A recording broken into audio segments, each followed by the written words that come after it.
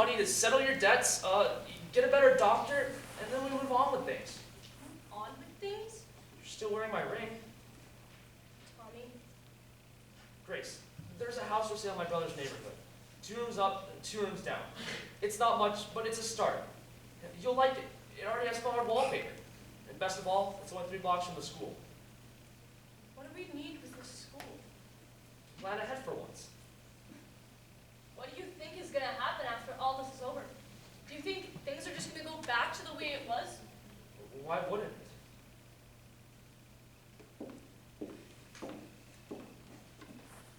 I got to see the surgeon again. Uh-huh. He says I got some fluid and he's going to drain it. Okay. And then he said that there'll be more. Then we'll deal with it when it comes. And still more. And then more and more and more. How can you talk about buying houses and getting married and, having children when there's nothing? Grace, I can't think about that. I want to be together with you now. I can't keep living like this in-between life. I promise, Grace, I'll do whatever I can to make it easy for you.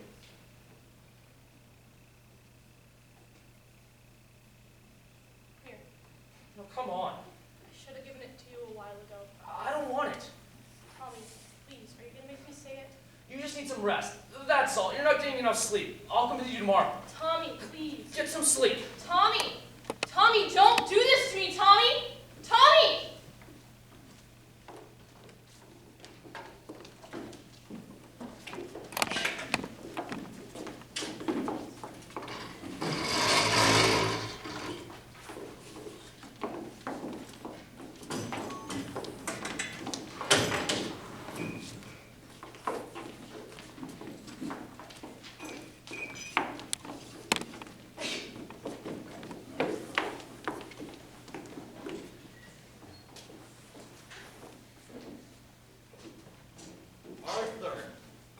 Charlie.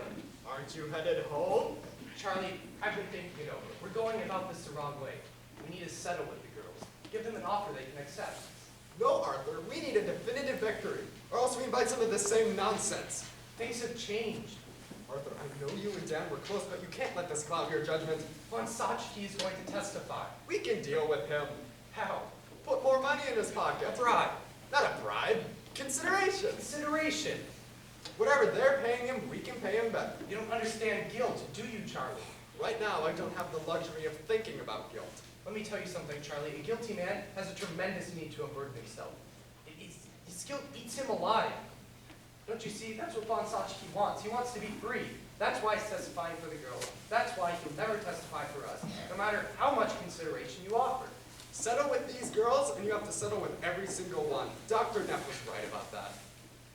Talk to Markley. Tell him to get in touch with Barry. Get a conversation going. Give the girls an offer they can accept. Jeez, Arthur, what are you trying to do to me? Throw me on the side of the road? We've got to get this off the table. Every penny I put into this company. Do you know why? Because of you. Because you told me why work for Von Sachki when we can work for ourselves. You remember that one, Arthur? Take a chance, Charlie. Take a chance! Don't you see? Von Sachki's fooled us. He's fooled us all. All we can do now is try and clean it up as best as we can. Do this, and it's the end. You're stepping down? Not me. Well, don't you know, Arthur? They're only one vote away from kicking you off the board. and whose vote is that, Charlie? Arthur, do you have such little faith in me? I'm still a shareholder. You don't have enough votes to get me off the board. I will still be on the board. And you're still on the hook when this company goes under. Think about that next time your conscience just starts to eat away.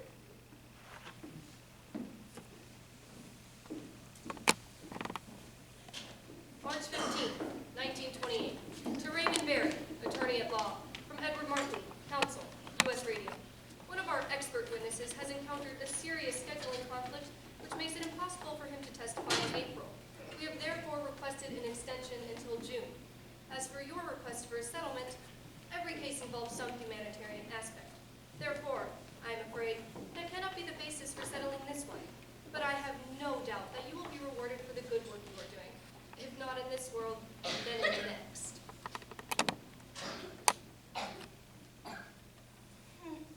Tommy, please. Guys, it's time! Madam Carey. It's time to go to work. Oh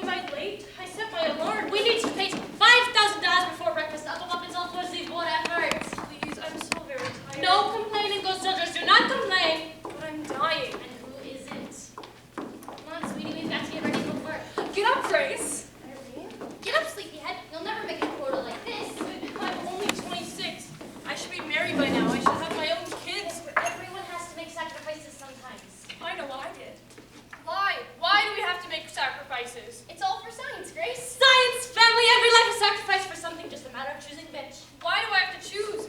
I didn't choose. Sure you did, Grace. Sure you did. Irene, don't do that. Oh, now, Grace, she's bleeding all over the dial. Oh, I'm sorry. I shouldn't have said anything. It's no problem. What's one more dead dial painter? Huh? Grace? Mom? Grace, Mr. Barkley will be here any minute. Mr. Barkley? He's bringing the papers for you to sign. You fall asleep. Has Miss Wiley been by? I don't know. She might have. You don't know? Someone came by the door a little while ago. Your brother answered it. Grace, do something with your hair. They took Catherine back to the hospital last night. I know, sweetie. We'll talk to Mr. Barkley, and then we'll go see how she's doing. What if she died? Don't speak such things, Grace. If she dies, it's over. We're 3 months behind on the mortgage. I know that. Grace, come on. Gotta be realistic. At this point, you'll never get into that courtroom. And even if you do, you can't prove nothing. $15,000. Not even a year's wages. It's better than nothing, ain't it? Is that all I'm worth? Better than nothing? Of course not, sweetie. But we got bills to pay.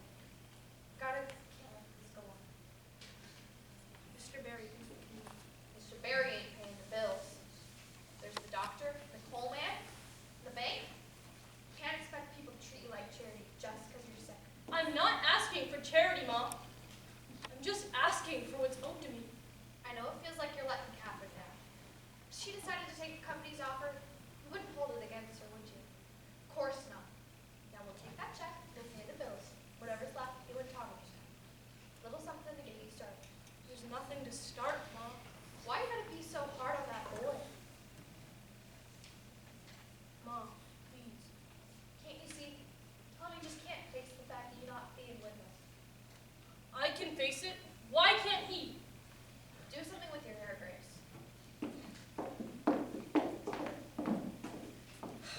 $250,000. What would you do with that kind of money, Miss Fryer?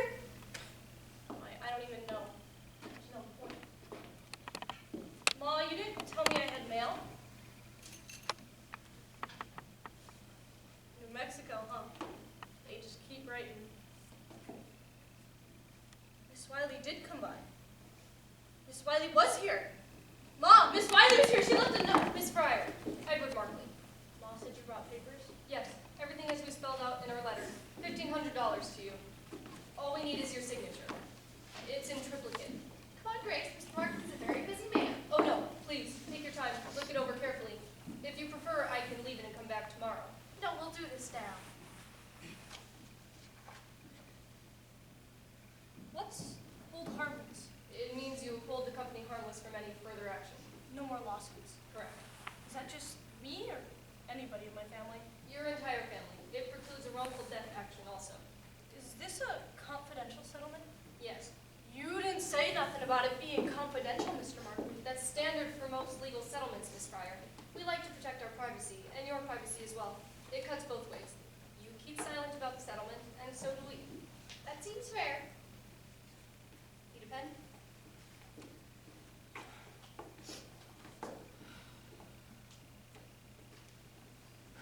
I have one more question. Grace, Mr. Markley already explained the settlement to you. I don't mind. What's contributory negligence, Mr. Markley? It was in them other papers that you filed when we did the lawsuit. They said that the Radium Company's defense was statute of limitations and contributory negligence. I'm not sure what you're asking, Miss Fryer. It means it's our fault, don't it? It's a standard defense, Miss Fryer. I wouldn't take it personally. How else am I supposed to take it? Mr. Markley, Grace has had an awful headache all day. Why don't you leave the papers? We'll sign them later. Maybe he can just answer the question. Grace, why you gotta do this? Why did you tell me Miss Wiley was gone? You don't argue that you're mine. What? She would have just tried to talk you out of it. What did she say about me? Mr. Markley, I'll take them papers. Mom, what did she say about Catherine? She said it don't look good. Perhaps I should come back later when Miss Fryer is feeling better. Perhaps you should just answer the question, Mr. Markley, because I'd really like an answer, because let me tell you, I quit school at 15. I went to work at your company because my folks needed the money.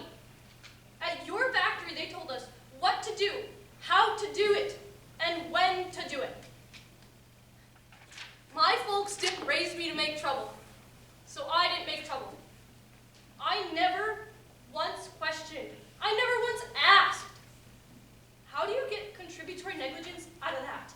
As I said, Miss Fryer, it's a standard defense. There's nothing standard about what happened to me. We deeply regret your situation, Miss Fryer, but there is no evidence that ties your condition to any actions by the U.S. Radium Corporation. Then why are you giving me this money? It's a humanitarian gesture. A humanitarian gesture. Grace, stop this now. Humanitarian? Month after month, you put us off, delay after delay, knowing how sick we were getting, how tired and how desperate we were. Humanitarian? You were just waiting for us to die. Come on now, Grace. Mom, month after month, I watched my friends die in the worst way possible, and you think I should be grateful for any spare change that they throw at me? Miss Fryer, this is a very generous offer under the circumstances, and I would advise you take it because it won't be on the table very long. What do you mean? If Miss Fryer does not sign within the next 24 hours, we will be forced to withdraw the offer permanently. Grace. He's lying. I beg your pardon, miss? So you're trying to tell me that if I don't sign these papers now, but come back 24 hours from now, you'd still rather go to court? You'd still rather risk the chance that I won't win on sympathy alone? 24 hours? You're just trying to bully me. Very well then, Miss Fryer. I'll take that for a no. And I will see you in court. Yes, you will. Even if they have to carry me in there, you will see me. You and Mr. Reader both. Call that man back I'm right now. going to court, Ma. What are you trying to prove, Grace? You know you can't win. Mom, I want those people to look at me. I want them to look at me and explain how it's my fault. How I got sick working in their factory. What do you want to get out of this, Grace? What? Mom, all my life I've done what other people told me to do. I quit school because you and Tom said I should. I put that paintbrush in my mouth because Mrs. McNeil said I should. I never once asked, please, can't I go back to school? I never once said, I don't like the taste of that paintbrush in my mouth. Even though I knew, Mom, I knew something wasn't right. At night, I'd lie in bed. I'd see my dress on the back of the closet door, all aglow, and my shoes on the floor, and my hair and my comb brush on the dresser. So much light, Ma, so much light. And I never once questioned. I never once asked. Don't you see, Mom? They knew. They knew I wouldn't. And that's what they were counting on.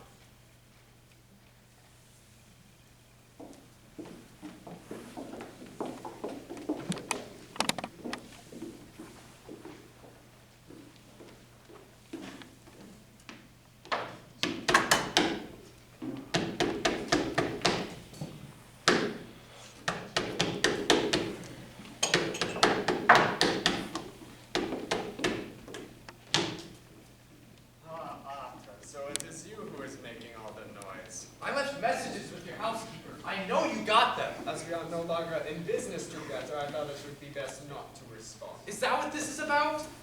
Have some tea, Arthur. You never told anybody the paint was dangerous. You never said a word. Not to me, not to Dan. I didn't know, Arthur. You didn't know. You invented the paint. How can you lie like that? I didn't know until it was too late. I should put you through that walls. Perhaps you should, but you will not. You will sit down, calm yourself, and we'll have some tea. I was never the technical man. Yeah, I was the technical man. I sold watches. I was a watch salesman, for goodness sakes. And a good one at that you were. Always had a good head for the business. Not much for the science, but for the business. You could always find a way to cut the cost without affecting the quality. That is very admirable, Arthur. Would you like some tea? Sabine, what's the matter with your hand? They have been this way for some time. What, have you been dipping them in ink? Dipping them in ink. Oh, how fond of the pretty story you are, Arthur. No. You see that? It is necrosis of the tissue, Dr. Motlin tells me. The cells, they are dying. I didn't know. No reason why you should. You haven't seen me in years. How long? For a while now. Miss Wiley from the Consumers League convinced me to help her with her studies on radium. She was trying to see if it had any harmful effects. I didn't want to believe her, Arthur. I didn't want to believe something that I made could hurt other people. So I wanted to prove her wrong. The only reason she came to me was because I had the equipment and the skill. There's not a lot of people around who can help with that. Dr. Motlin and I conducted expired air tests on the girls. But it was then, when I found out, my own breath registered radioactive. My hands, they started to turn black. And the girls, it happened in their jaw. Now, you wish to have words with me? I'm sorry. Well, you best be making an appointment with Dr. Motlin soon. Me? Why? Ted, did you not notice the glowing dust on your shoes as you came in? How could I miss it? I tracked it all over the house. You can be surely confident that a great deal is now within your lungs. Yeah. What is it? It's our promotional piece. A great promotional piece it was, Arthur. Exactly how successful was it? I didn't track it exactly, but I like to think it helped our medical market quite a bit. Page 96. What? Open it. Page 96. What does it say? Radium. Dangerous effects. Dangerous effects. How many articles does it have? 11? 15? Looks to be about 18. 18 articles. What year was it published? I don't know. Right there, in the top of the corner. What year is that? 1906. 1906. Now let me see. How do you plan to go into court and say that you had no clue that radium was dangerous? How can you say that, Arthur, when your own book says that radium is dangerous? How do you plan on defending yourself? I never really read the book. What's that? I had an outside man do it. I just glanced through the galleys. I never read the book.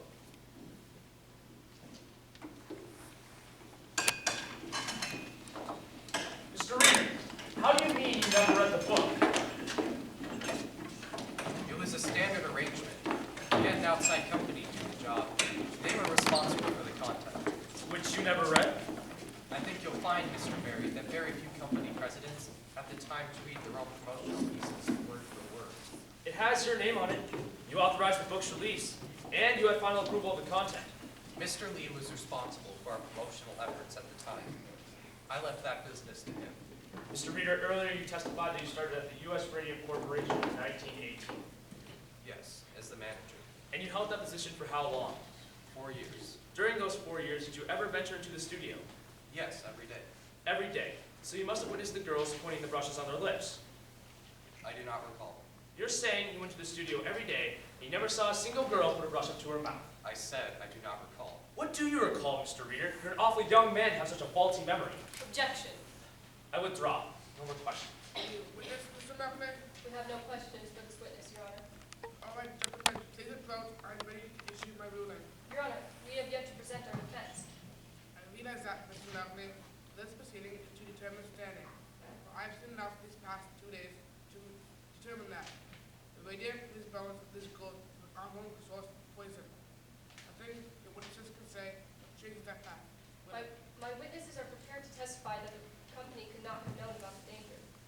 Mr. Malcolm, in the interest of justice, I'm asking that the defense rest without calling any witnesses. Position today is scheduled for trial. All right, Your Honor. Fine. I therefore rule that the goals, statute of limitations, have not been exhausted, and these goals have the right to sue. Your Honor, one thing. I have a very busy schedule with 2 other cases pending, and a key witness will not be available until the end of summer. We cannot be available until September. Your Honor! I'm sorry, Your Honor, but our chief expert witness is associated with an institute of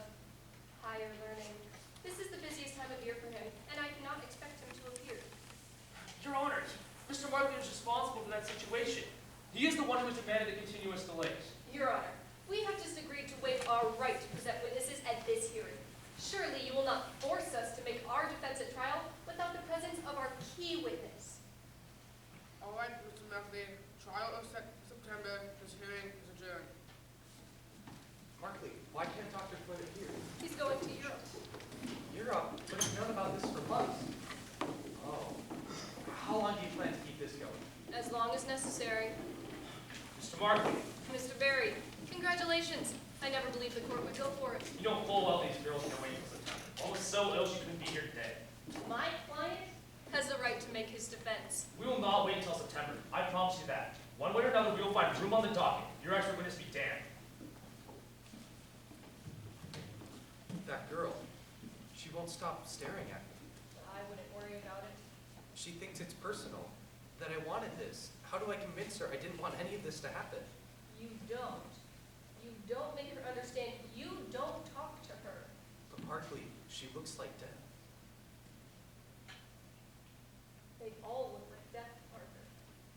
Grace, that man, Miss Wiley, he won't look at me. He won't ever look at me. He just looks right past me like I'm not even here. It doesn't matter, Grace. He heard you.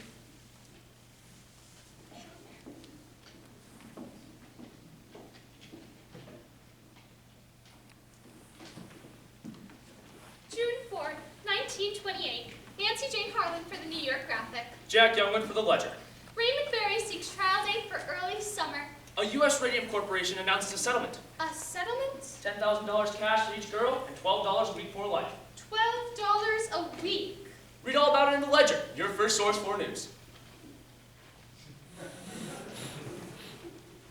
The U.S. Radium Corporation will be paying for the expenses of the girls for the rest of their lives, as well as sending them to monthly physician's checks. Are there any other questions? What led to the settlement? Is it an admission of responsibility? What about other pending cases? It was purely for humanitarian reasons that the U.S. Radium Corporation accepted the settlement. We accept no liability whatsoever. Where does the company go from here? The U.S. Radium Corporation is pleased to put this lengthy litigation to a close and is looking forward to its future endeavors, and that is C.B. Lee, company president. Catherine Wiley of the New Jersey Consumer League. Our press statement. Were you pleased with the outcome, Miss Wiley? Finally, these poor girls receive some compensation for their suffering. But more importantly, the issue of radium poisoning has been brought to public awareness. Thanks, Miss Wiley. The spelling, by the way, is Wiley with one L and Catherine with a K. Well, it's good to be back in business, Edward. What's your game plan? There's a big pile of tailings that's been there on Albany Street. Oh, I have a client in Montclair who needs a little infill. sounds perfect.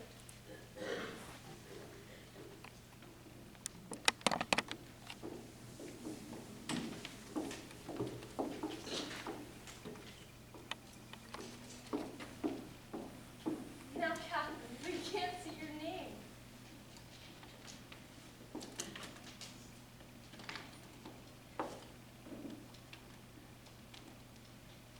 There. That's better. Fine day, huh? The leaves are starting to turn. Still warm. Too warm for a sweater, though. Not much of a breeze. Beautiful day for painting.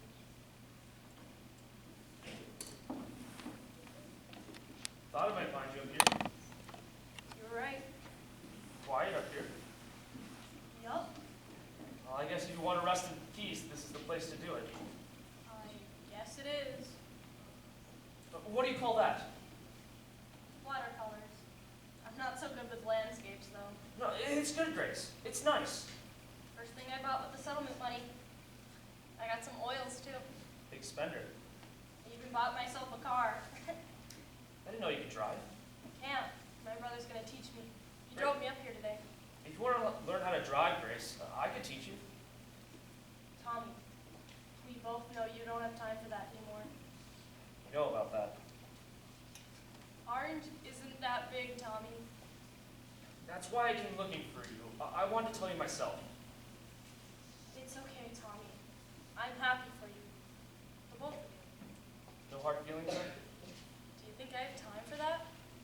I'm glad it worked out for you, Grace. back down too soon, do you? We didn't back down. They backed down.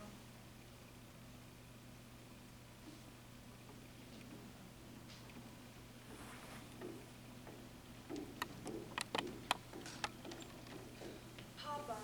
It was over here. Oh, not this again. This is where I saw her that last time. This is morbid, Papa.